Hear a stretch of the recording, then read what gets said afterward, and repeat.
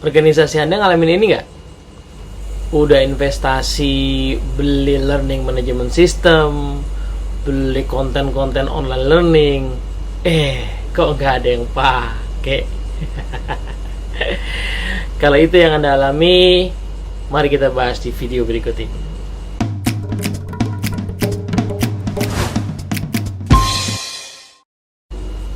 Oke, assalamualaikum warahmatullahi wabarakatuh.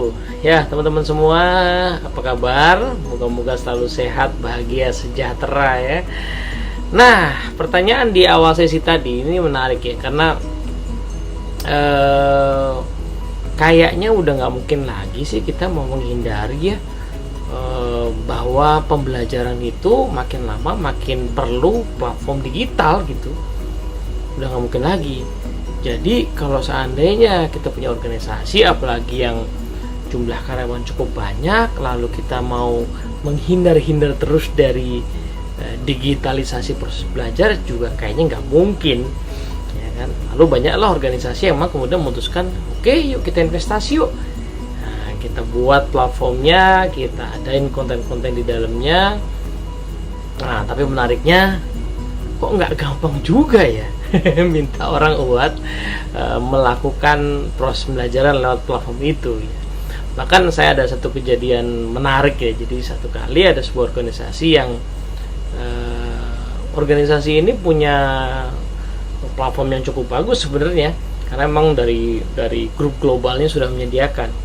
Tapi saking ya, orang-orang itu belum tergerak untuk menjalankan proses belajar lewat platform itu, yang terjadi adalah mereka minta tolong pada seorang trainer untuk mempelajari materi yang ada di platform itu, lalu kemudian materi itu dibawakan secara live oleh sang trainer. Ngapain juga ya kan? Nah, kita tentu penasaran apa sih sebabnya, kenapa kok seolah-olah banyak organisasi sudah berinvestasi untuk mendigitalisasi proses belajar, kok kayak nggak mudah juga buat gerakin orang ya. Nah, pertama ya, jadi konsep atau teori singkatnya adalah pembelajaran itu selalu perlu konteks.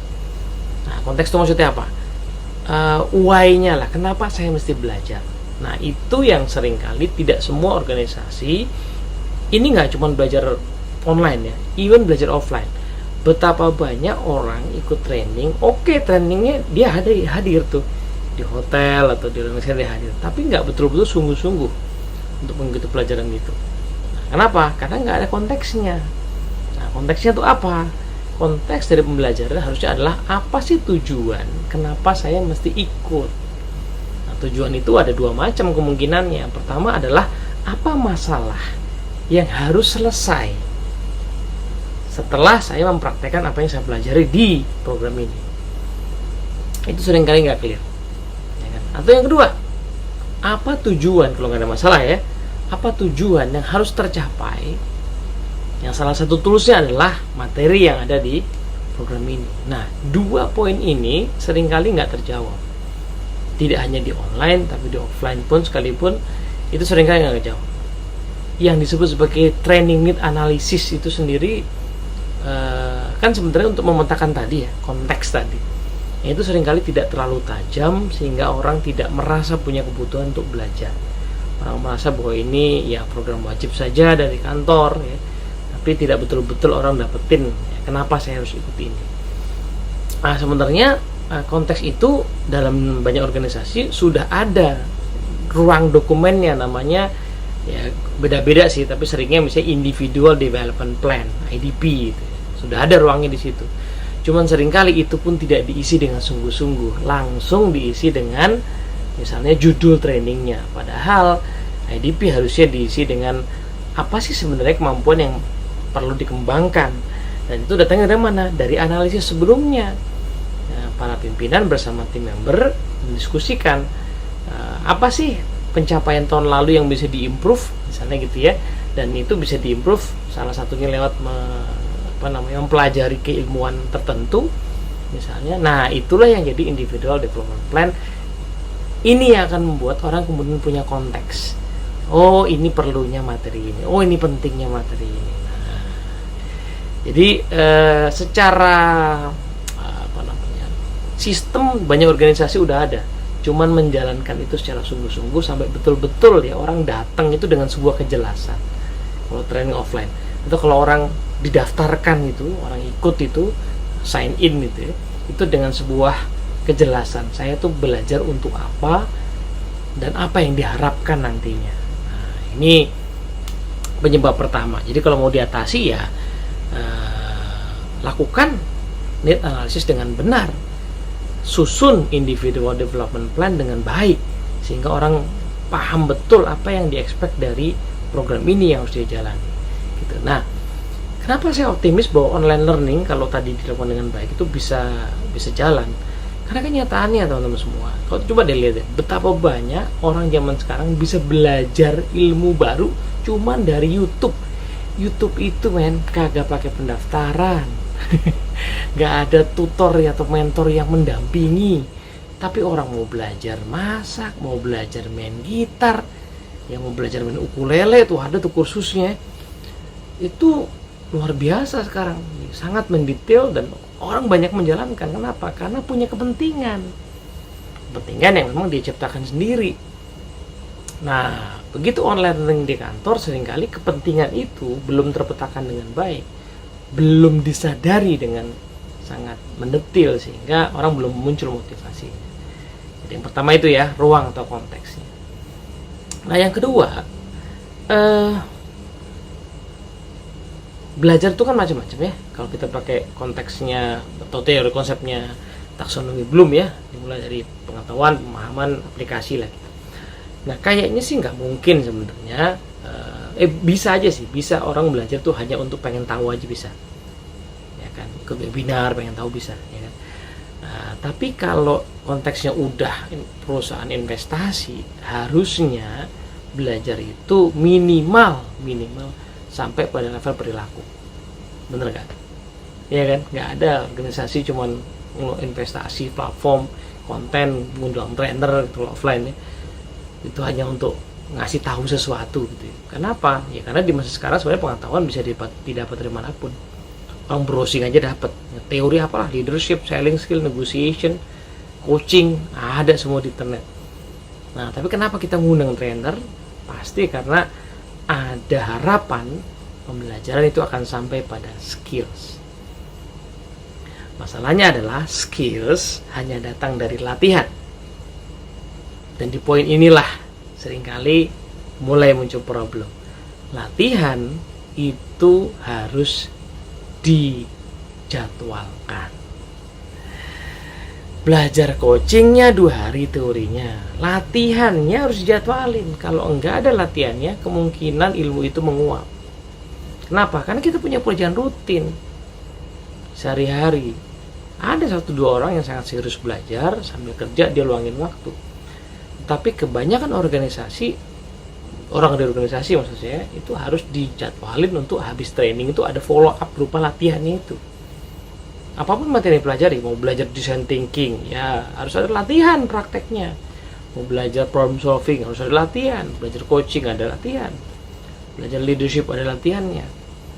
Nah, latihan ini yang sering kali nggak terjadi sehingga orang tidak merasakan langsung manfaatnya, dan itulah yang menyebabkan nggak terlalu termotivasi juga. Cuman gitu-gitu aja, cuman teori-teori aja, nonton-nonton nggak ada manfaatnya. Nah, di latihan ini sebenarnya pasti perlu pendamping, perlu mentor ya, perlu orang yang lebih ahli untuk bisa melihat progresnya. Tapi dia harus dijadwalkan sebagai bagian dari proses itu. Makanya sebenarnya yang ideal bukan online learning semata-mata kita beli platform kemudian orang nonton sendiri. Yang ideal adalah adanya learning journey, ada pembelajaran yang memang didesain, ada perjalanannya gitu ya. Yang dipangkas adalah pembelajaran teorinya lewat online platform.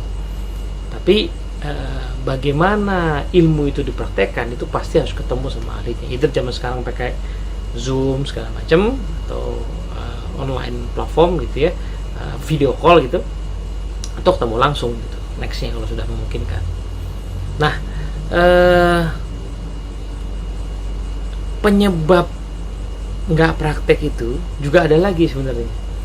Jadi praktek atau latihan itu akan muncul ya keinginan kita melakukannya kalau sebelumnya kita sudah memahami, oh ini tuh manfaatnya, oh ini tuh gunanya, oh ini tuh kira-kira praktek dari ilmu yang saya pelajari. Nah, masalahnya adalah pemahaman tidak datang lewat nonton video. Sehebat apapun, sebagus apapun video itu dibuat, pemahaman hanya datang dari interaksi, dari diskusi. Jadi memang tidak akan terjadi pemahaman kalau orang hanya nonton sendiri-sendiri. Maka 30-20 orang yang sama-sama belajar leadership harus ketemu, paling bagus dengan mentor juga, untuk mendiskusikan pemahaman mereka. Mendiskusikan bagaimana ilmu yang generik itu bisa diaplikasikan ke dalam kehidupan keseharian mereka. Nah, proses interaksi ini seringkali justru di skip. Gitu. Kita hanya ngasih konten berharap orang tiba-tiba bisa praktek sendiri. Padahal praktek datangnya dari latihan, keahlian datangnya dari latihan termotivasi karena kita paham manfaatnya. Dan pemahaman datangnya dari interaksi atau diskusi. Nah, balik ke ide tadi bahwa sebenarnya selalu ya proses pembelajaran itu idealnya adalah learning journey. Maka memang nggak bisa berdiri sendiri tuh proses pembelajaran online. Dia harus kombinasi antara orang belajar teori, orang berdiskusi, dan orang melakukan latihan yang terpantau sehingga akhirnya menjadi performance.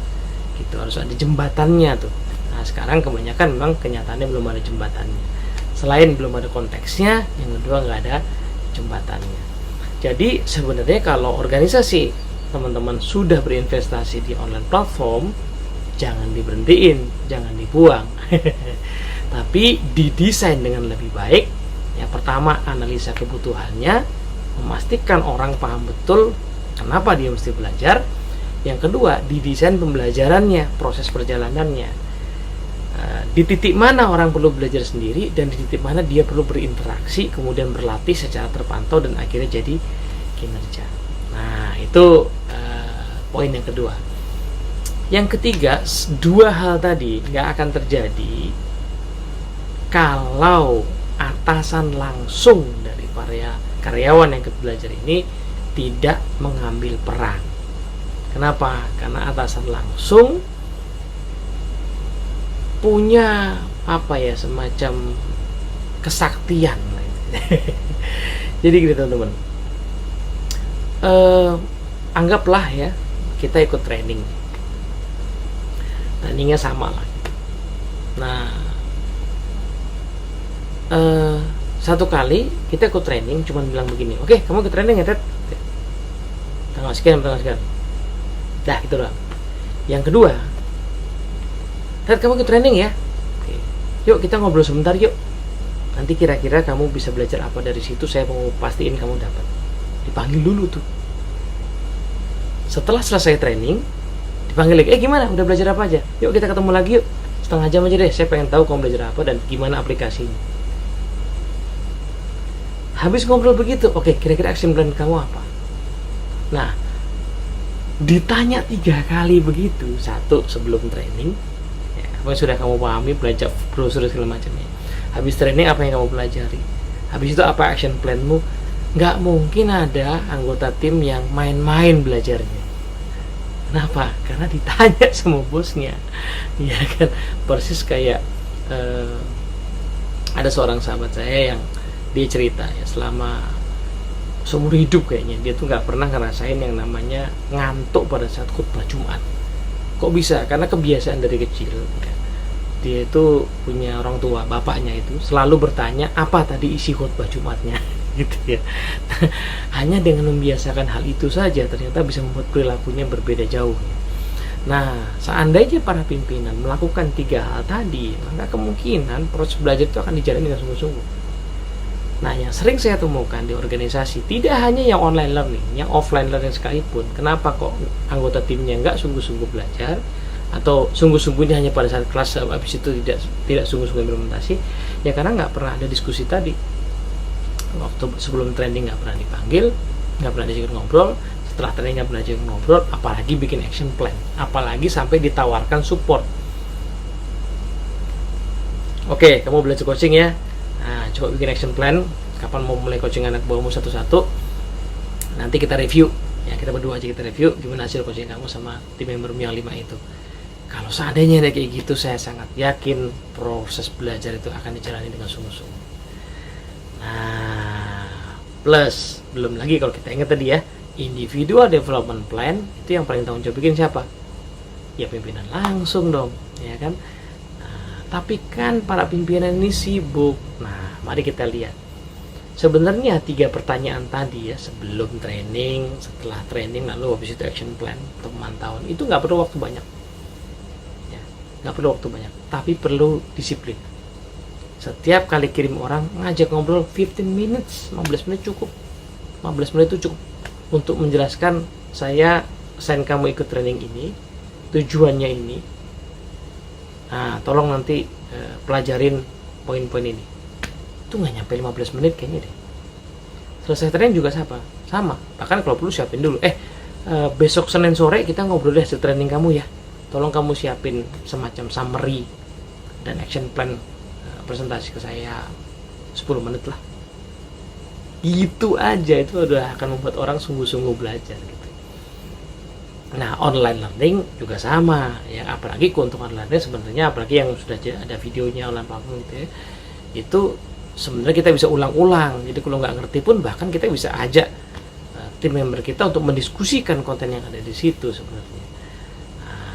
Oke, so teman-teman semua, 3 ya tips kita. Pertama, pastikan konteks pembelajaran itu dibuat dengan baik ya, IDP-nya dibuat dengan baik, analisisnya dibuat dengan baik, sehingga orang mendapat konteks kenapa dia mesti belajar.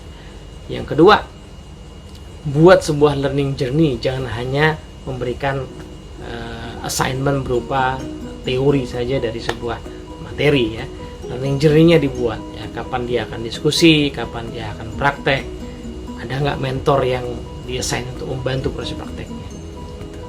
Nah, yang ketiga ya, minta pimpinan langsung untuk ya, melakukan 3 hal tadi. Sebelum belajar, ajak diskusi. Setelah belajar, ajak diskusi. Habis itu buat action plan dan dampingi anggota timnya untuk memastikan itu berjalan. Ada pilihan tentu untuk nggak melakukan hal tadi, tapi pilihan untuk tidak melakukan hal tadi, konsekuensinya adalah sebenarnya proses pembelajaran atau inisiatif pembelajaran akan menjadi mubazir. Dan kayaknya dalam bisnis kita nggak mungkin ambil pilihan itu kan. Investasi yang tidak jelas hasilnya sepertinya bukan merupakan pilihan. Moga-moga manfaat. Assalamualaikum warahmatullahi wabarakatuh.